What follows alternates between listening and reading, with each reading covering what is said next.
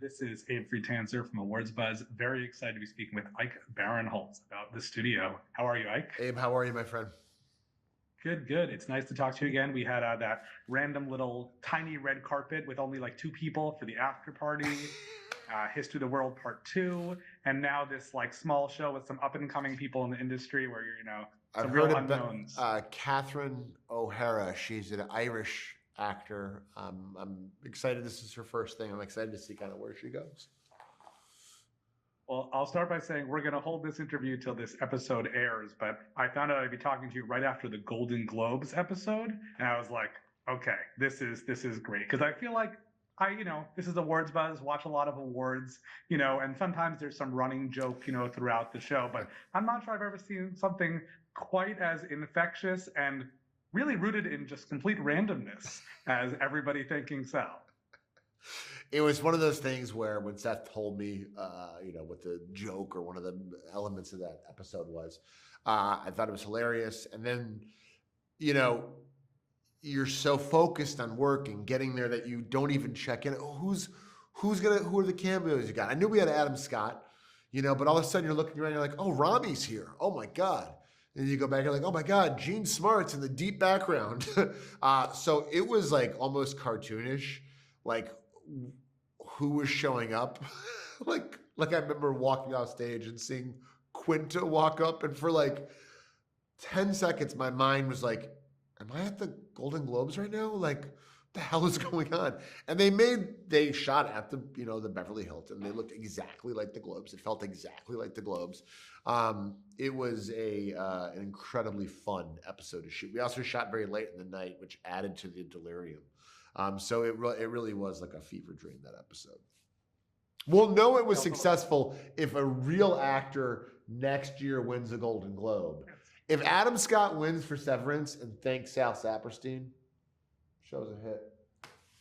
Oh, I like that. Well, I also like the specificity that like it's the whole Hacks crew, but they're working on a different show, and like that it's not like it's close enough to reality where it's just not exactly. Just seeing Paul and Lucia and Statsky there makes you be like, oh yeah, the Globes are on. Hacks won again.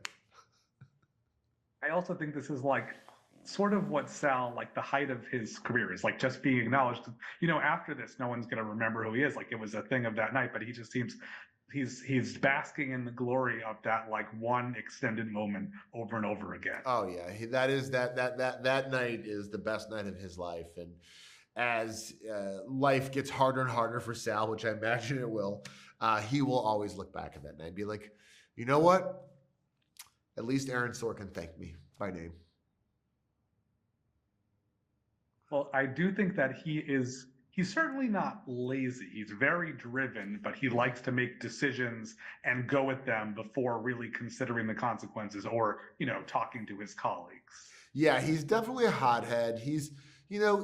Sal is one of these guys, and I know a lot of these guys. I'm friends with a lot of these guys. These are guys who have been working in the studio system. They've been working in Hollywood since the 90s. It's a very different time, very different culture.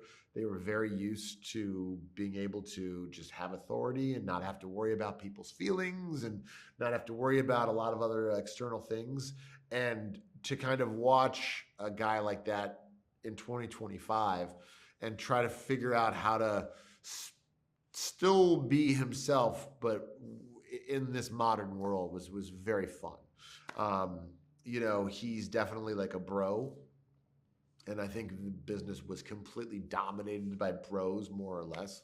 And I think he still holds on to that, but he's a survivor. Sal is someone who he's going to stay in this business no matter what, no matter how woke he has to pretend he is, no matter what he has to say. He does not want to go move to Maine to work for his brother-in-law.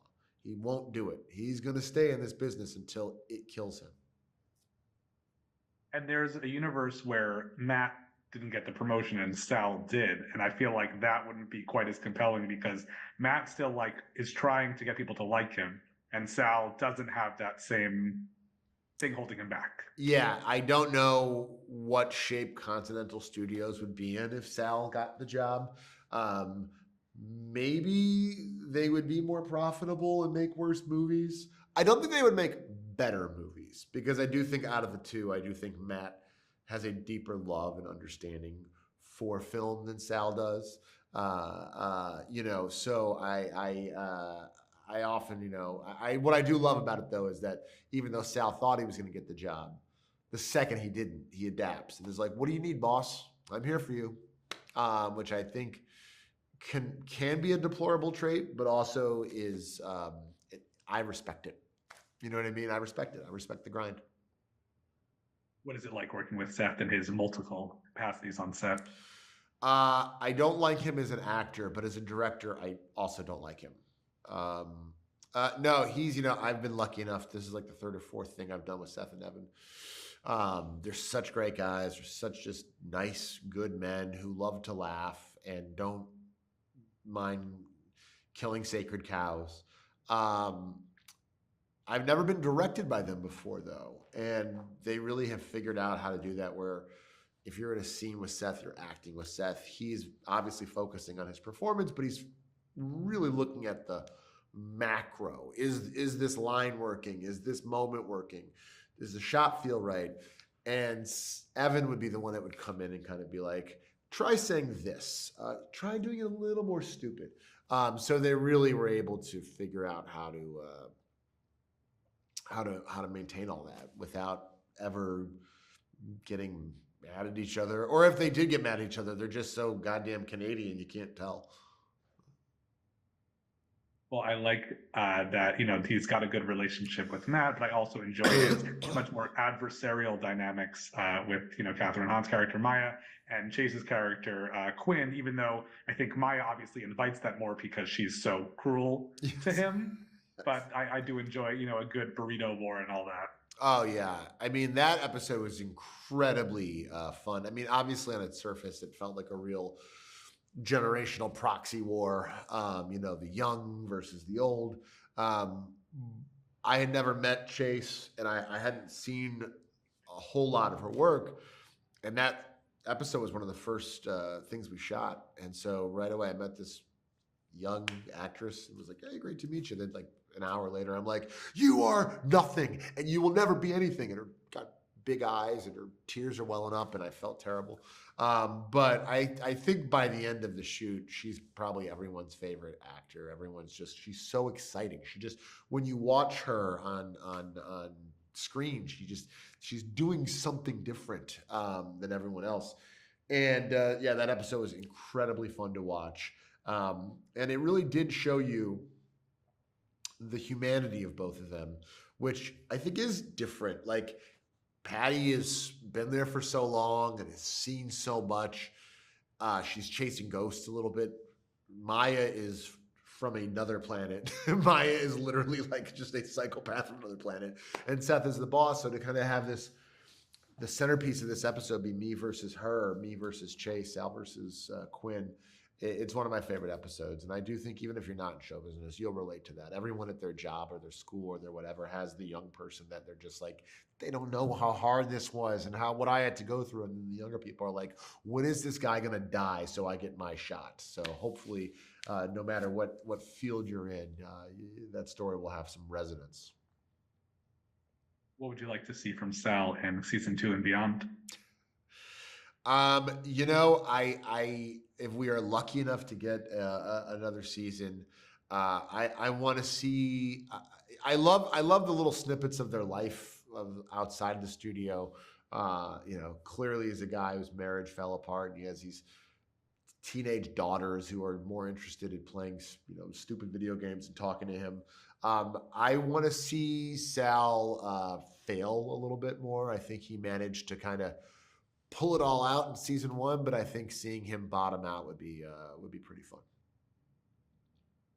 You're also involved behind the scenes with another show that's a little bit lighter this season, Running Point. I have to imagine you had considered playing the Scott MacArthur character for a minute, because that feels like a good fit for you. Is that correct? It's so funny, we kind of always knew that the studio was happening, so that was never really in the cards, but we did, when we were kind of creating the character, I end up in the writer's room with Dave and Mindy saying a lot of those lines. So they do kind of come out of my mouth. Luckily, Scott MacArthur was someone who I had known for a very, very long time and very, very old friend. And watching him kind of explode over the last few years and just kill every part he was in, we knew that he would just nail Ness, which he did.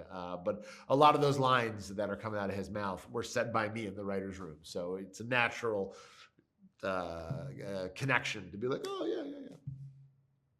Watching, Seth, and I guess more Evan in this role in this show, what is it like, going from one to the other and just seeing about the difference of, being behind the scenes versus on screen? And you have a preference? Oh God, it always depends. I'm always like, when I'm in the writer's room for months on end, I'm like, oh God, I can't just be acting on a set, please.